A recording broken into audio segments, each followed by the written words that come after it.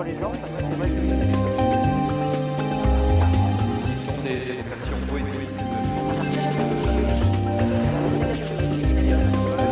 et en même temps un travail donc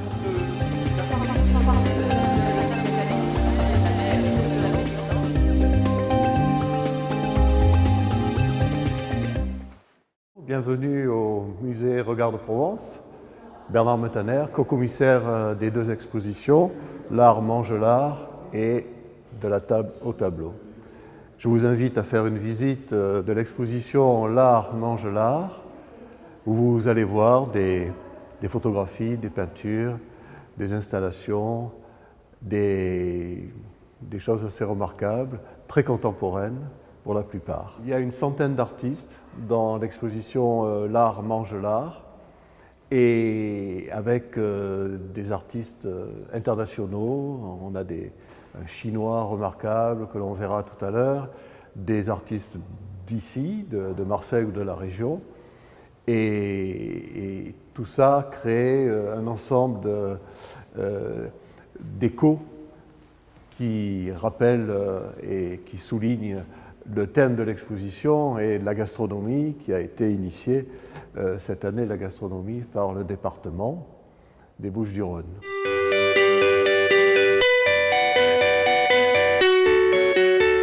Alors dans cette exposition, L'art mange l'art, il faut essayer de comprendre un petit peu ce que veut dire ce mot qui est issu d'une œuvre de Ben, que l'on verra tout à l'heure. L'art mange l'art, pourquoi? Parce que l'art se nourrit de l'art. Et la Grèce s'est nourrie de l'Égypte, Rome s'est nourrie de la Grèce, la Renaissance s'est nourrie de l'Antiquité, Picasso s'est nourri de Goya, de Velázquez, de Cézanne, etc. Il y a toujours eu un retour sur l'histoire de l'art. Et ici, dans cette photographie de Giacobetti, qui est un photographe qui a 80 ans maintenant, nous avons la scène, donc on reprend la scène de Vinci, avec uniquement des chefs étoilés. Donc la scène de Vinci, qui est vraiment un repas de table, un repas partagé par les 12 apôtres, nous avons ici les chefs qui se sont mis eux-mêmes à table, avec au centre Paul Bocuse, et tout le monde était d'accord pour que ce soit lui qui soit à la place du Christ, mais je dirais plutôt à la place du Seigneur. Et donc, ça a été un moment très festif, tout ça, la mise en place de cette mise en scène. Et personne ne voulait faire Judas, parce qu'il y avait quand même une façon d'imager comme ça un personnage qui était un peu trouble dans cette scène de Vinci. On remarquera dans ce tableau qu'il y a, comme dans la scène historique, du vin, rouge et blanc, et du pain. Et on va voir une autre scène qui est, elle, réalisée par Sabine Pigalle et qui est faite uniquement de femmes.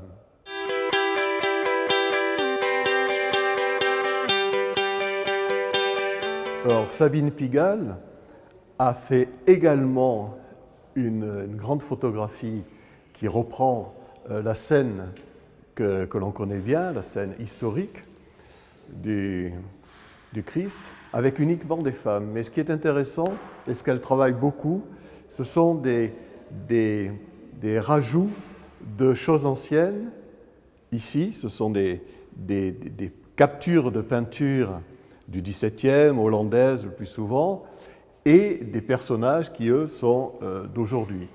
On voit très bien dans cette main que c'est une main peinte avec une façon une attitude bien reconnaissable dans les peintures, et on a évidemment toute cette panoplie de nourriture et de mets succulents, et on remarquera que par rapport à la table des chefs, qui se résume avec le vin et le pain, donc pas grand-chose. Par contre, dans la scène qui est organisée par les femmes, il y a énormément de victuailles, beaucoup de choses à manger, et il y a une espèce de plénitude, presque de moments plus goûteux, hein, et gastronomiques que celles qu'on a vues tout à l'heure.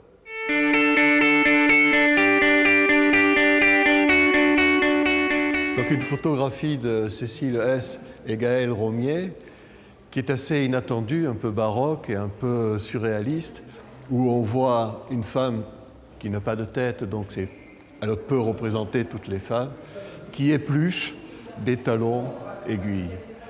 Donc dans cette œuvre, on pourrait poser la question de l'automatisme de ce qu'est la cuisine, la nourriture, le fait d'éplucher, de couper, des gestes, quelque chose de machinal, au point qu'on ne sait plus ce que l'on fait et qu'on va découper, éplucher des talons aiguilles, des chaussures.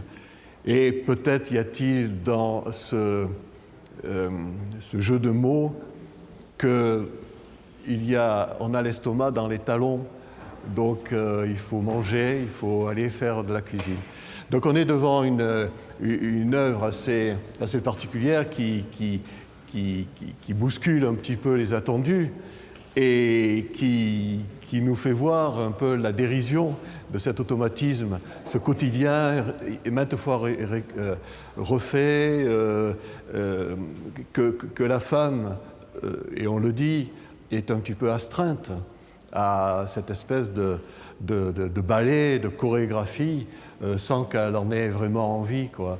Donc il y a tout ça qui est là-dedans, évidemment. Après, on a aussi un côté très années 70, qui nous renvoie aussi à une période où la femme était un peu tributaire de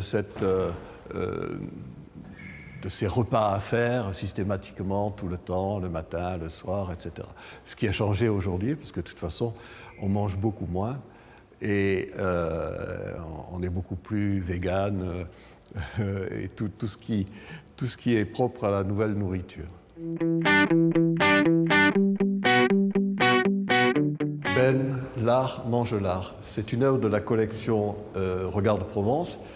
Les œuvres qui sont ici sont issues de la collection du MAC, du Fonds communal d'art contemporain, du FRAC, et également de plusieurs galeries en France et à l'étranger, du CNAP.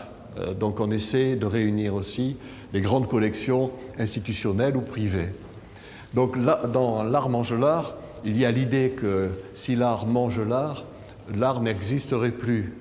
Mais en même temps, l'art mange l'art, c'est aussi l'art se nourrit de l'art. Et manger, c'est se nourrir. Or, l'art, c'est toujours nourri, comme je l'ai dit tout à l'heure, de ce qui a précédé la nouvelle création. Donc, on est dans ce serpent qui se mord la queue et qui est une sorte d'infini. Parce qu'il n'y a pas de création ex abrupto, il y a toujours une référence, un lien avec ce qui s'est passé, que ce soit un emprunt directement dans l'histoire de l'art et dans les productions artistiques, ou dans la philosophie, dans l'esthétique, dans la poésie, dans la musique. Tout ça, ce sont des créations qui peuvent se marier, on le sait très bien. Dans la chorégraphie, on fait appel à des artistes pour les décors et autres participations de la création.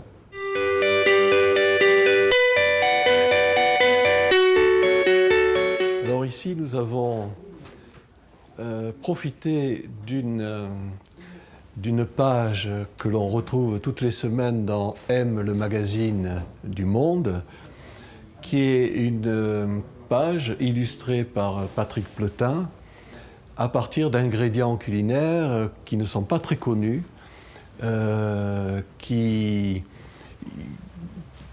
sont commentés historiquement par Camille Labro dans ce magazine. Et on a des noms enchanteurs pour ces ingrédients assez nouveaux, pour beaucoup en tout cas qui les découvrent, la main de Bouddha, l'hélianthis, la pontarelle, le choucal, le crône, la pimprenelle, le zapatillo, la braie de ma femme, la physalis, le sarrasin, etc.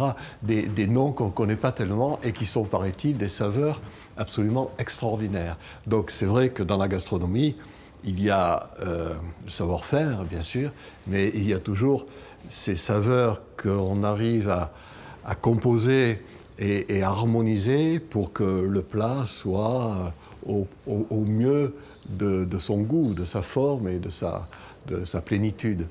Et donc là, on a les originaux, et nous avons en reprise ici, dans un livre confectionné par l'artiste, les grandes planches qui ont été utilisées après dans le magazine, que l'on peut voir ici, et l'on retrouve les illustrations avec le texte de Camille Labro que l'on peut lire ici. C'est un peu petit, mais voilà.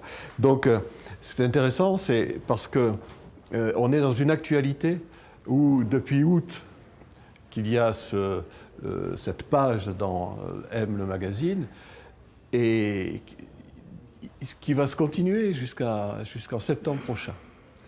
Et on découvre, et c'est formidable de découvrir des formes, des choses qui ne sont quasiment inconnues, parce que ce sont souvent des ingrédients qui viennent de loin, qui ne sont pas faits dans la région, bien entendu.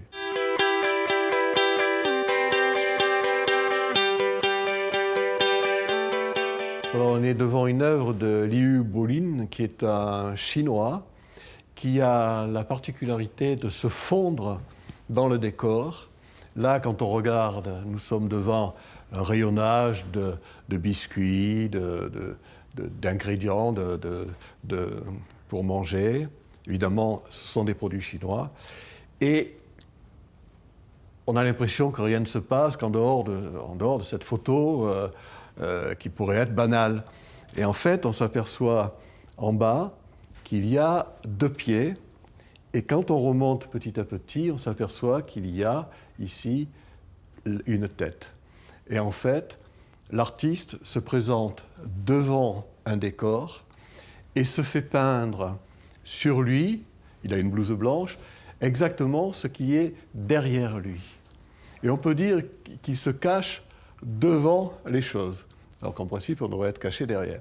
Il se cache devant, il est une sorte de mimétisme, il est absorbé par la société de consommation. Il est aussi politique dans son travail, parce qu'il se présente aussi dans une autre image qui est exposée ici, devant des quartiers de viande, où il dénonce aussi l'utilisation de la viande et aussi des animaux, le traitement des animaux. Et il est également devant des rayonnages de magazines, de presse, pour dénoncer justement dans son pays les interdictions qui sont faites par rapport à la liberté de la presse. Donc il y a une dimension critique et politique dans son travail. Donc c'est une sorte de peintre caméléon qui est absorbé par l'univers devant lequel il se présente.